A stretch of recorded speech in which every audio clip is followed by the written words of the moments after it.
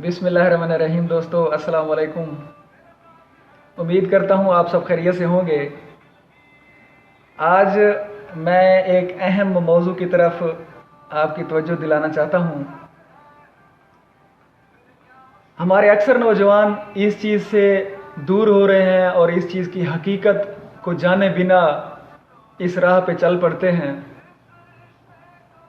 पुराने ज़माने में जब दोस्तियां लगाई जाती थी तो उनके कायदे, उनके कानून और उनके असूल बनाए जाते थे और उस बुनियाद पे और उस रास्ते पे चल के दोस्त दोस्त के काम आता था।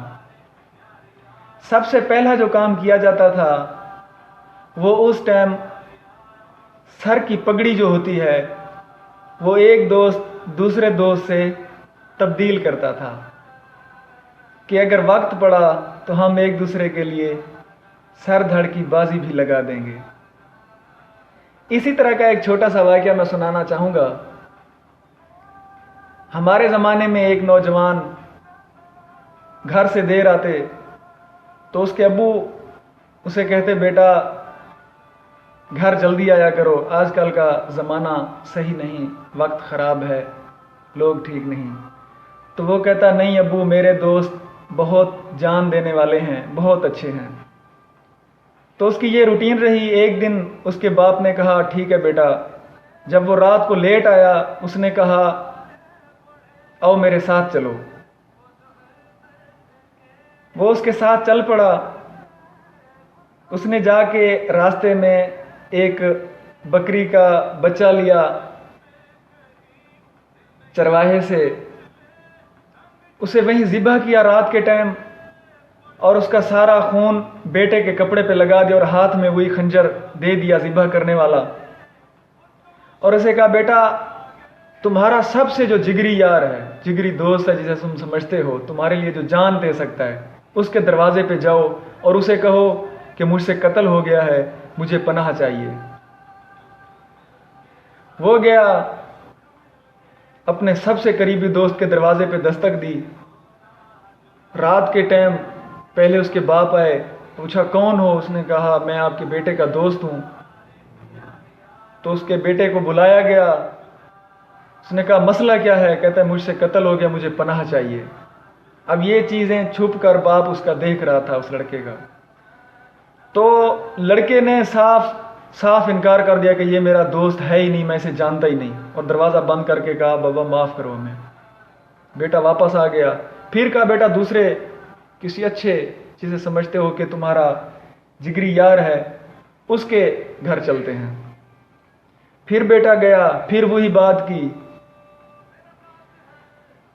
तो उसने आगे से भी यही जवाब दिया कि ये मैं नहीं जानता अब्बू, ये पता नहीं कौन है, पागल है, दीवाना है। आखिरकार सारी रात गुजर गई।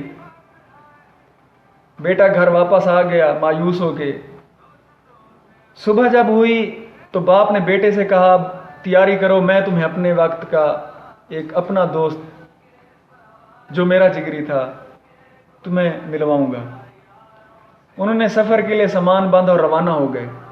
एक शहर क्रॉस किया, दूसरा क्रॉस किया, पैदल सफ़र थे। जब वहां जाके पहुंचे तो रात का टाइम था। दरवाजे पे दस्तक दी, अंदर से आवाज़ आई, कौन? इधर से इसने जवाब दिया, फलां। फिर खामोशी हो गई। बहुत देर गुजरने के बाद बेटे की आहिस्ता आहिस्ता हंसी निकलना शुरू हो गई और आहिस्ता से कहता है, अब्बू जान, मेरे दोस्त दरवाजे तक तो आते थे, आपके दोस्त तो दरवाज़ा भी नहीं खोल रहे और बाहर आने की हिम्मत भी नहीं कर रहे। उसने कहा, बेटा थोड़ा सब्र करो। एक आध घंटे के बाद जैसे ही दरवाज़ा खुला तो उसकी बाप का उम्र का आदमी घर से निकला। उसके एक हाथ में पका हुआ खाना था कि बैठो, तुम सफ़र से आए हो, थके हो, पहले खाना खा लो। और दूसरे हाथ में अपने घर के पड़े हुए जेवर उठा के लाया और उसके सामने रखे कि अगर तुम्हें हो सकता है पैसों की ज़रूरत पड़ जाए तो ये मेरे घर में इस टाइम ये पड़ा हुआ है। اور دیکھا اس نے کمر کے ساتھ تلوار بھی لٹکائی ہوئی تھی، اور کہا کہیں کسی کے ساتھ کوئی انبن کر کے آئے ہو تو میں حاضر ہوں، میری جان حاضر ہے۔ اس پر بیٹا یہ دیکھ کر اپنے باپ کے قدموں میں گر پڑا اور معافی مانگنے لگا۔ تو دوستو، اصل سچے اور مخلص دوست کی پہچان ان 3 موقع پہ ظاہر ہوتی ہے۔ نمبر 1، آپ پہ اگر وقت آ جائے، کوئی زمانہ آپ کے مخالف ہو جائے، تو سچا دوست ہی آپ کے ساتھ کھڑا ہوگا۔ اور نمبر 2، جب آپ پہ غربت آ جائے تو سچا دوست ہی آپ کا وہ ساتھی ہوگا جو روکھی آپ کھائے گا، خود بھی آپ کو کھلائے گا۔ تو آج کے زمانے میں یہ چیز ناپید ہوتی جا رہی ہے۔ بے شک اچھے لوگ موجود ہیں، بے شک اچھے لوگوں کی وجہ سے یہ دنیا آباد ہے۔ تو کہنے کا مقصد یہی ہے کہ جب بھی ایک سچا دوست، ایک جگری یار تلاش کریں، یہ 3 چیزیں اس میں لازمی ہونی چاہیے۔ اگر وقت پڑے تو اپنی روٹی آپ سے بانٹے، وقت پڑے تو اپنا گھر میں پڑا ہوا رزق، پیسہ آپ کے ساتھ شیئر کرے، اور وقت پڑ جائے تو آپ کے لیے جان دینے کو بھی تیار ہو جائے۔ السلام علیکم۔ اللہ آپ کو آسانیاں دے اور آسانیاں تقسیم کرنے کی توفیق عطا کرے۔